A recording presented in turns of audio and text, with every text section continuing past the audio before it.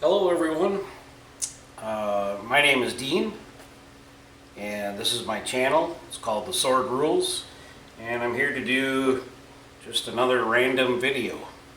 I don't really have any specific content that I do. I just kind of film whenever I want to. So today I'm going to be installing a cold air intake on my 2021 BMW M440i X-Drive. It's a wonderful car. I love it. And I'm going to do some minor bolt-on upgrades to this car over the next, I don't know, maybe year or so until I'm ready to get a new one. Don't worry about it now.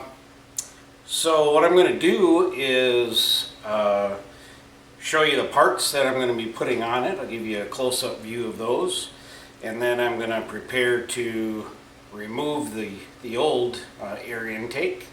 This looks to be a pretty simple job. I read through the instructions that came with it. Pretty basic operation, and we should have it done in no time.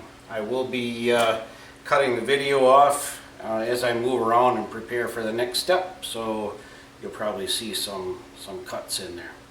So with that, I will show you the equipment next and then we can get started.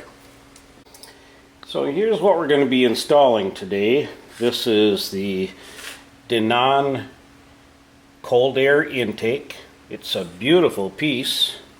Carbon fiber cover, carbon fiber tube, and a very rigid plastic body for this, for the new filter to go in.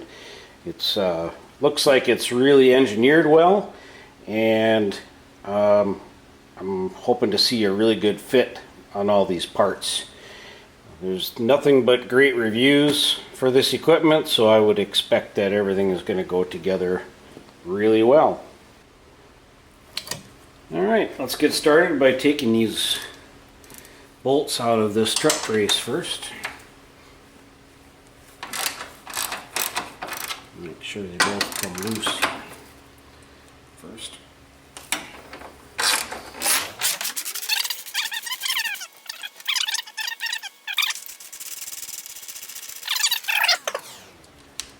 But now they're off. Along with the strut brace. Set that aside. Keep that handy. First thing you want to do is remove this air temperature sensor. You can't see it yet, but there's a little white tab on it. Take a screwdriver, pop that up, and then that will allow this to be released off of the plug. I think maybe there's two of them. Could be two of them.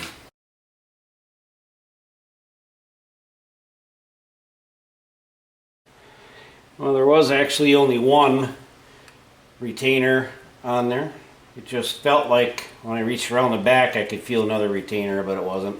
And it just needed a little persuasion to come off. Now that we have that off, we'll just tuck that off here to the side. Keep that out of the way. And we're going to take the hose clamp off.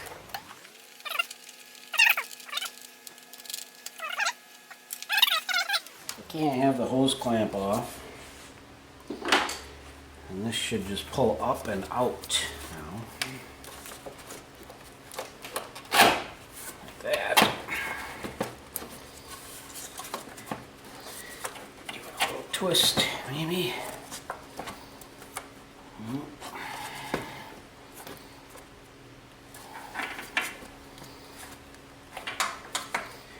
Need a little persuasion to get that separated too, I guess. There it comes.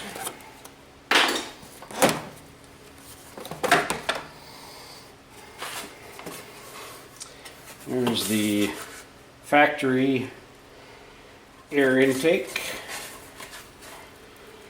pretty big and bulky. We do have to take the air temperature sensor out of there. I'll do that off camera when I'm assembling the other parts. Set this down off to the side. One thing you want to do right away is take a clean cloth or rag of some kind and put it in this hole right here right away. That's now an opening to the turbo, and if you were to accidentally drop anything down in there, a little screw, bolt, or washer or something, oh, that would be a very expensive mistake. Next thing I'm going to do, and I can't show you it while I'm doing it, so I want to show you what I'm going to do, but you can see way down in there there's a clamp, and that clamp has to be cut, and then you pop that clamp off of there, and this whole flexible tube comes up and out of the car, and then right below that is the other turbo inlet that I was talking about. You create a new inlet, so I'll be moving this rag over to that inlet to make sure that nothing drops down inside. Okay, I shut the camera off for a little bit while I wrestled with this, because while the instructions say to go down in there and cut it, there's really no way to get anything down in there to cut it. So you're probably all familiar with this style of factory clamp that gets crimped right here. So what I had to do is stick a screwdriver in there and wiggle it back and forth until I spread it apart far enough that I could get the hooks disconnected from this side. So now I have that off. I should be able to pull the rest of that intake right out and then immediately get that rag in there for protection. Hopefully this comes out easy. It's not too, yeah, it's coming out pretty good. Alright, and now we can see right down into that turbo. So what I want to do is make sure that first of all that nothing's falling down in there. Got a little bit of oil, just a very little bit of oil down at the bottom. That's totally normal with turbos. Well lubricated turbo anyway. I'm not sure if you guys can see that down there, but there's the opening. I'm going to take this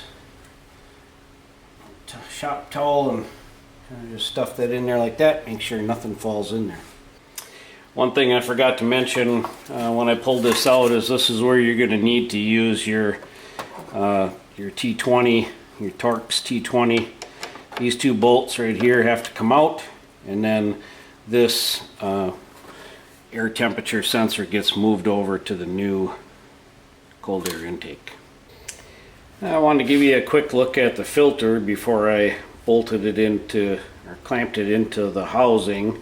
This is a Dinan wet filter. This is oiled down so that you can kind of see the sheen on it. It's got a little coating of oil to help catch the dirt. They do offer also a dry filter. I choose the oiled filters when I do have a choice. There's a lot of science in both directions, and I'm not here to debate that. I just prefer the oiled myself, and just wanted to give you a look at that before I bolted it in. There's a lot of surface area here, more than if this were just circular. This fits pretty good inside the molded shape of the cold air intake, and these flats definitely will give you more surface area. So I'll get back to assembling this. And here's what the assembled air box looks like. Very, very simple to put together. 3 bolts here with nuts on the back. The air temperature sensor gets bolted in there. They do supply new bolts for that. It's a different thread than the screw that came out. Clamp the the new filter in there and peel off the protective coating that they put on this piece of aluminum here. You can see the studs that will push down into the rubber grommets. When we get that far, very, very simple to put together. It sure is a nice looking piece so far. Next, what I'm going to be doing is sliding the coupler down on top of the turbo inlet, clamping the bottom one in place.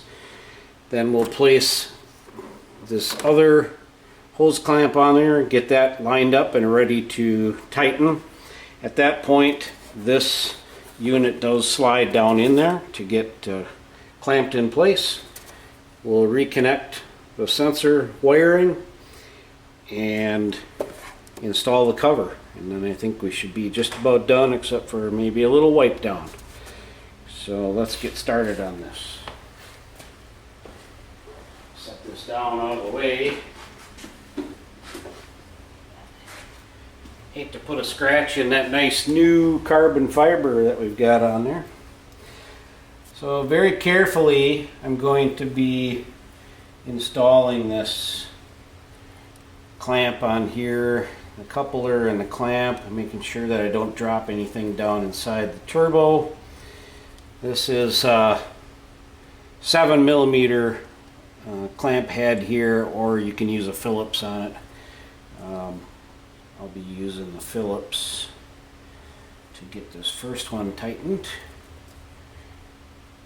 Go this way with it. Have a better shot at tightening it.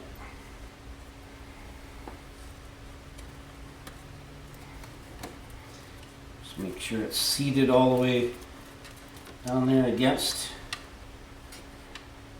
the turbo, and then we'll start tightening that clamp.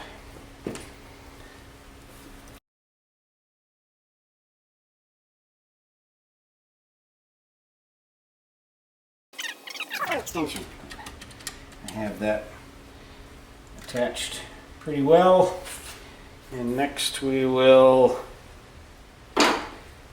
place this clamp. You want this clamp put on this way, and that gives you access through this area right here with either a long screwdriver or a 7mm socket on a long extension to tighten down that clamp after you've inserted the cold air intake housing.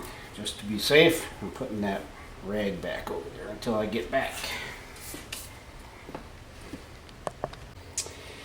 Okay, we're ready to set this down in here. I'm going to remove my protective toweling. See if I can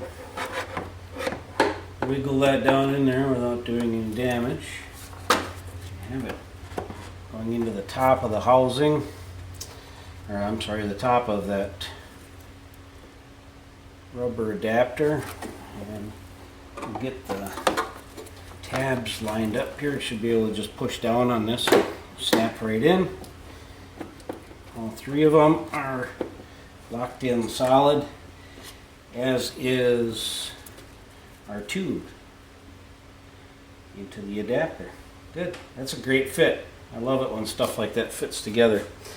I can see why it would be, it's going to be a little difficult fishing that socket back in there to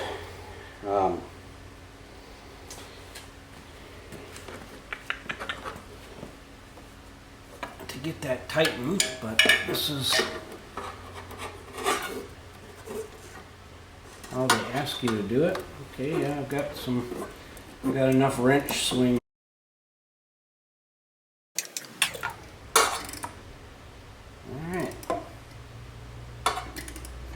Feels pretty good. Pull that socket off without dropping it. I put it on a bit of a wobbler to help too with that little bit of a angle that it needed. So if you happen to have one of those, might make your job easier. All right, next I will get set up for the lid. Actually, we can put that plug back in there.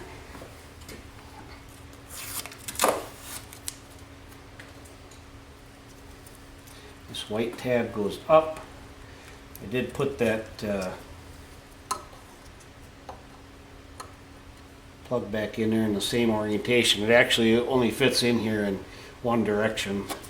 Give that a push down, you hear a little snap, snap, and then push down this lock.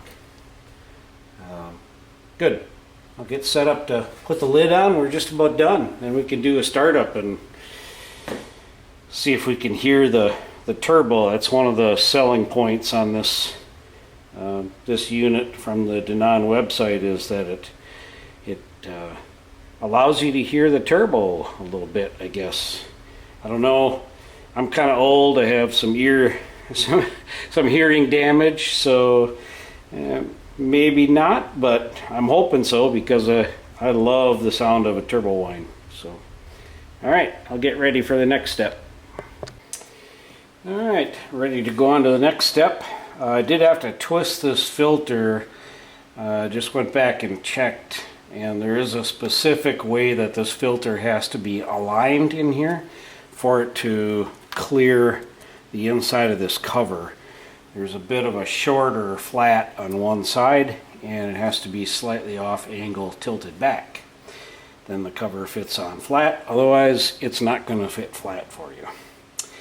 So we're going to fit the cover on. They do send along some push pins. There's 5 of them. Got one over here, forgot one.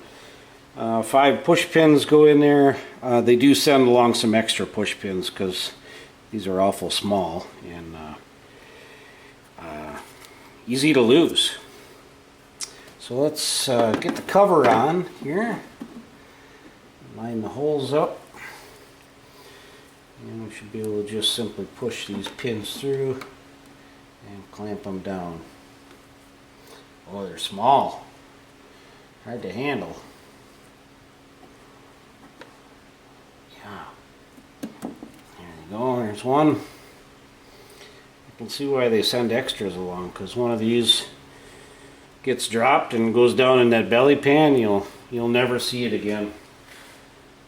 Not without pulling the belly pan off anyway, and then if you don't, the first ride you take, it's probably going to blow out of there. So I'm going to use 2 hands here. Block that edge. It slides down in there. We got 3 more to go.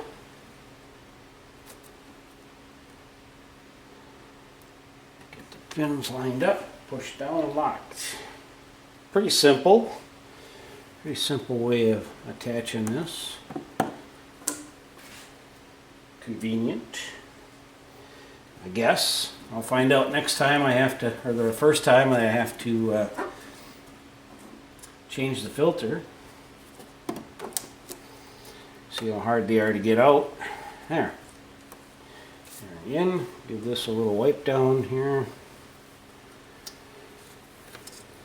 You can put the strut brace back in. Dinan sends along this brace spacer kit. You put 1 each underneath the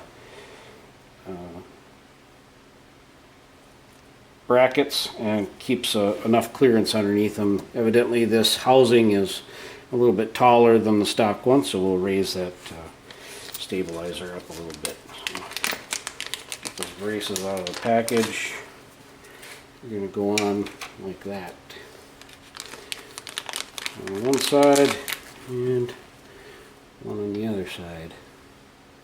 It doesn't fit that way very well.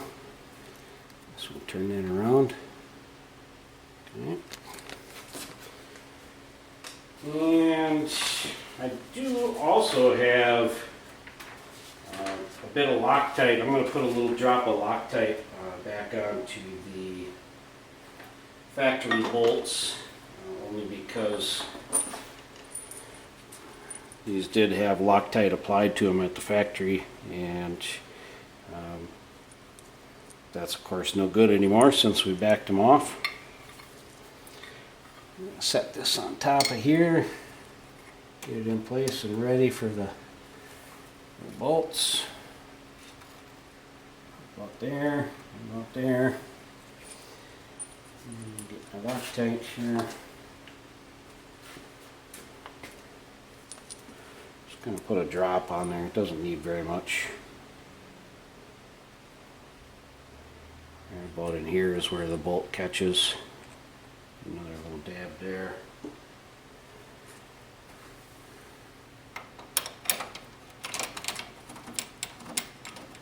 Get that one started. Do the same thing on this one. Just a little bit of Loctite, a little bit on either side.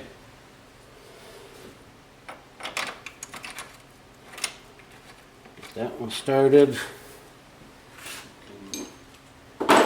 Break out my trusty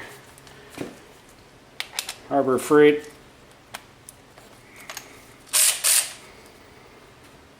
power ratchet. Good enough for me. As Derek on Vice Grip Garage would say, good enough for the girls we date, I guess. Oh, and he also calls it hobo freight.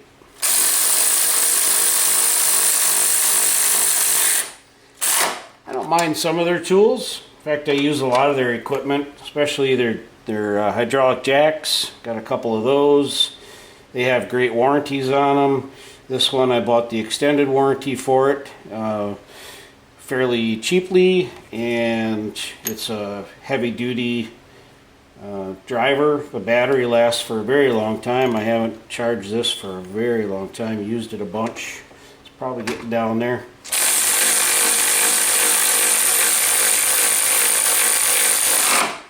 Okay, those are snugged up. The book says, or I'm sorry, the instructions say 56 Newton meters. Now I'll go grab my torque wrench. Alright, got my torque wrench set up. My wife got me this for Christmas. I really like it. It's a Quinn digital. Got it set up for 56.0 Newton meters. Probably a bit of an overkill for this job, but that's okay. Put this on here and let's give her a twist. Till we hear a beep. Farther than I thought it would.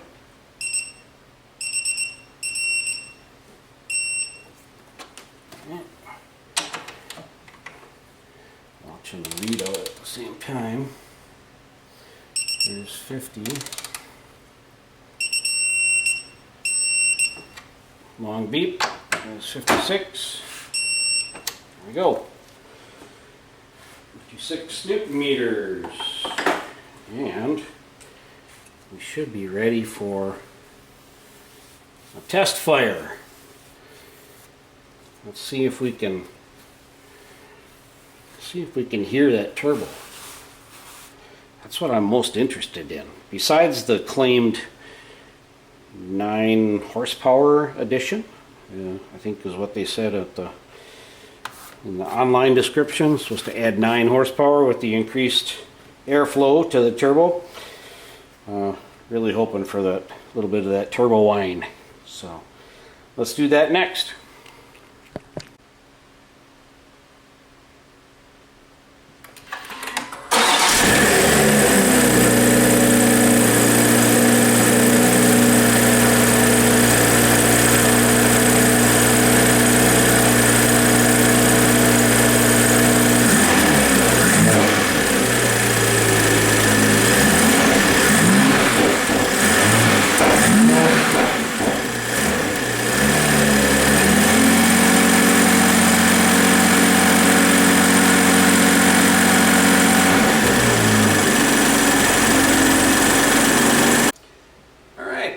The only thing left to do is to get it out on the road, a little road test. Like I said, it's almost time for me to go pick up my granddaughter and get her a ride home. So we'll take it out on the road and test it with the butt dyno.